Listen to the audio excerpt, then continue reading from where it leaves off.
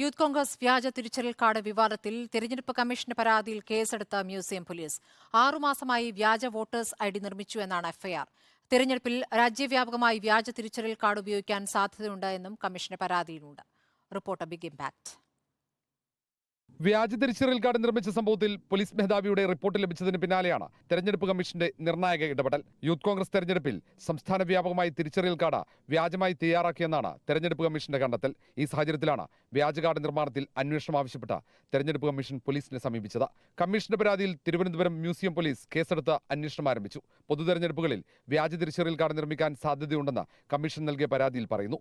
ഗൗരവത്തോടെ അന്വേഷിച്ച നടപടി സ്വീകരിക്കാനാണ് തെരഞ്ഞെടുപ്പ് കമ്മീഷന്റെ നിർദ്ദേശം. തെരഞ്ഞെടുപ്പ് കമ്മീഷന് വേണ്ടി അഡീഷണൽ ചീഫ് ഇലക്ടറൽ ഓഫീസറാണ് പരാതി നൽകിയത്. വ്യാജ തിരിച്ചറിയൽ കാർഡ് നിർമ്മാണവുമായി ബന്ധപ്പെട്ട സംസ്ഥാനത്ത് ഇതുവരെ 3 കേസുകളാണ് രജിസ്റ്റർ ചെയ്തിട്ടുള്ളത്. മ്യൂസിയം പോലീസ് രജിസ്റ്റർ ചെയ്ത കേസിൽ പത്തനംതിട്ട യൂത്ത് കോൺഗ്രസ് ജില്ലാ ഉപാധ്യക്ഷൻ രഞ്ജു ഉൾപ്പെടെ 5 പേരെയാണ് പ്രതി ചേർത്തിരിക്കുന്നത്. ഇതിൽ മുഖ്യ ആസൂത്രകനെന്ന പോലീസ് സംശയിക്കുന്ന രഞ്ജുവിനെ ഇതുവരെ പിടികൂടാനായിട്ടില്ല. യൂത്ത് കോൺഗ്രസ് തെരഞ്ഞെടുപ്പിൽ വ്യാജ തിരിച്ചറിയൽ കാർഡ് നിർമ്മിച്ചെന്ന വാർത്ത റിപ്പോർട്ടർ ടിവിയാണ് ആദ്യം പുറത്തു കൊണ്ടുവന്നത്.